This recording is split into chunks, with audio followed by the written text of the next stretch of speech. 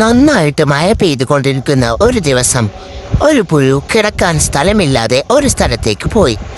അവിടെ നിറയെ ആപ്പിളുകൾ ഉണ്ടായിരുന്നു. ഒരു ആപ്പിളിൽ പോയി കിടക്കാമെന്ന് വിചാരിച്ചപ്പോൾ അതിൽ നിന്നും അതാ ഓരോരോ പുഴുക്കൾ തല പൊന്തിച്ചു നോക്കുന്നു. ആ ആപ്പിൾ മുഴുവനും ഓരോരോ പുഴുക്കൾ ഉണ്ടായിരുന്നു. അവന് കിടക്കാൻ അവിടെ സ്ഥലമുണ്ടായിരുന്നില്ല. മറ്റൊരു ഫ്രൂട്ടിൽ പോയി നോക്കിയപ്പോൾ അവിടെയും ഇതുതന്നെയായിരുന്നു അവസ്ഥ. ഫുള്ളും ഓരോരോ പുഴുക്കളുണ്ടായിരുന്നു. അങ്ങനെ അവിടെ ഒരു വലിയ മത്തനുണ്ടായിരുന്നു. ആ മത്തന്റെ അകത്ത് ആരും ഉണ്ടായിരുന്നില്ല. അവൻ ആ മത്തൻ ഓട്ടയാക്കി അതിനുള്ളിലേക്ക് കയറി സുഖമായി കിടന്നുറങ്ങി. കുറച്ചു കഴിഞ്ഞപ്പോൾ ആ ആപ്പിളുകൾ പെട്ടിയിലാക്കി കൊണ്ടുപോകാൻ അവിടുത്തെ ഉടമസ്ഥൻ വന്നു.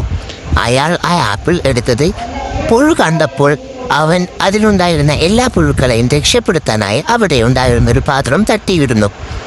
പാത്രം തട്ടി വീണ ശബ്ദം കേട്ടതും എല്ലാവരും ആപ്പിളിനുള്ളിൽ നിന്നും പുറത്തേക്ക് വന്ന് ഒരു ഭാഗത്തേക്ക് നിന്നു. പിന്നീട് എല്ലാ പുഴുക്കളും കൂടി മത്തൻ്റെ ഉള്ളിലേക്ക് കയറി ഒളിച്ചു നിന്നു. എല്ലാവരും അവൻ്റെ കൂടെ മത്തൻ്റെ ഉള്ളിൽ കിടന്നുറങ്ങാൻ തുടങ്ങി. മറ്റുള്ള പുഴുക്കളുടെ കൂർക്കം വലിയ ശല്യം കാരണം അവന് ഉറങ്ങാനേ പറ്റിയിരുന്നില്ല. എല്ലാം കഴിഞ്ഞ് അവൻ നുഴഞ്ഞ് മരത്തിൻ്റെ മുകളിൽ കയറി മരത്തിൽ നിന്ന് ഉണ്ടായിരുന്ന ഒരു ആപ്പിളിനുള്ളിൽ കയറി സുഖമായി ഉറങ്ങാമെന്ന് വിചാരിച്ചു. അവൻ അവിടെ കിടന്ന് കുറച്ചു കഴിഞ്ഞപ്പോൾ വീണ്ടും അതാ കൂർക്കം വലിക്കുന്ന ശബ്ദം കേൾക്കുന്നു. അടുത്ത് തൂങ്ങിക്കിടക്കുന്ന മറ്റൊരു ആപ്പിളിൽ നിന്നായിരുന്നു ആ ശബ്ദം. അതിൽ മറ്റൊരു പുഴു ഉണ്ടായിരുന്നു. അത് കൂർക്കം വലിച്ചായിരുന്നു ഉറങ്ങിയിരുന്നത്. കുറച്ചു കഴിഞ്ഞപ്പോൾ ആ പുഴു താഴേക്ക് ചെന്ന് അവൻ്റെ കാമുകിയും ഒത്ത് സല്ലപിക്കുമ്പോൾ നമ്മുടെ പുഴു വേഗം അവിടെ നിന്ന് എഴുന്നേറ്റ് നുഴഞ്ഞ് അവിടെ ഉണ്ടായിരുന്ന ആപ്പിൾ കടിച്ച് താഴേക്കിട്ടു. ആ പുഴു തിരിച്ചു വരാതിരിക്കാനായിരുന്നു ഇത്. പിന്നീട് അടുത്തുണ്ടായിരുന്ന എല്ലാ ആപ്പിളുകളും ഇതുപോലെ കടിച്ച് നിലത്തിട്ടു. അപ്പോൾ ആരുടെ ശല്യമില്ലാതെ ഉറങ്ങാമെന്ന് വിചാരിച്ചു. കുറച്ചു കഴിഞ്ഞപ്പോൾ നല്ല മഴയും ഇടിയും വെട്ടാൻ തുടങ്ങി. അപ്പോൾ നമ്മുടെ പുഴുവിൻ്റെ കൂട്ടിൽ മിന്നലടിച്ച് കരിഞ്ഞുപോയി അവൻ താഴോട്ട് വീണു. എന്ത് ചെയ്യണമെന്നറിയാതെ പുഴു അന്താടിച്ചു നിന്നു. എന്ത് ചെയ്യണമെന്നറിയാതെ അവൻ മുകളിലേക്ക് നോക്കിയപ്പോഴാണ് അവിടെ ഒരു കൂട് കണ്ടത്. ആ കൂട്ടിൽ കയറിയിരിക്കാമെന്ന് കരുതി അവൻ വീണ്ടും അവിടെ നിന്ന് നുഴഞ്ഞ് കയറി. എന്നിട്ട് ആ കൂട്ടിൽ കയറി സുഖമായി കിടന്നുറങ്ങി. കുറച്ചു കഴിഞ്ഞപ്പോൾ വീണ്ടും ആരോ കൂർക്കം വലിക്കുന്ന ശബ്ദം കേട്ട അവൻ തല ഉയർത്തി നോക്കിയപ്പോൾ മരത്തിൽ ആപ്പിളിൻ്റെ ഉള്ളിലുണ്ടായിരുന്ന ആ പുഴുവായിരുന്നു അത്.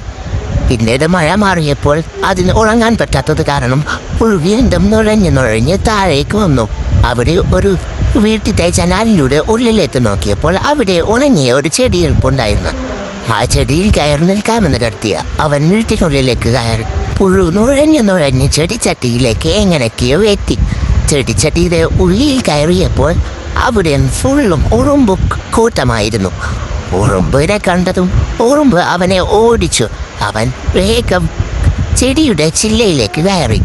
അവിടെ നുഴഞ്ഞ് കയറിയപ്പോൾ ഒരുപാട് ഒച്ചുകൾ അവിടെ കൂർക്കം വലിച്ച് കിടക്കുന്നുണ്ടായിരുന്നു. അത് കണ്ട അവൻ ഒച്ചുകളെ ശല്യപ്പെടുത്താതെ ശബ്ദമുണ്ടാക്കാതെ മുകളിലത്തെ ഇലയിൽ കയറി കിടക്കാമെന്ന് കരുതി നുഴഞ്ഞ് മുകളിലത്തെ ഇലയിലെത്തിയപ്പോൾ അവിടെ കുറച്ചു നേരം കിടന്നുറങ്ങി. കുറച്ചു കഴിഞ്ഞപ്പോൾ വീണ്ടും ആരോ ശബ്ദമുണ്ടാക്കുന്നത് കേട്ട് അവൻ തല പൊക്കി നോക്കിയപ്പോൾ ആപ്പിളിനകത്തുണ്ടായിരുന്ന പുഴുവില്ലേ, ആ പുഴുവായിരുന്നു അത്. അവൻ അവിടെയും എത്തി. അവൻ അവിടെ ഇല തിന്നുകൊണ്ടിരിക്കുകയായിരുന്നു.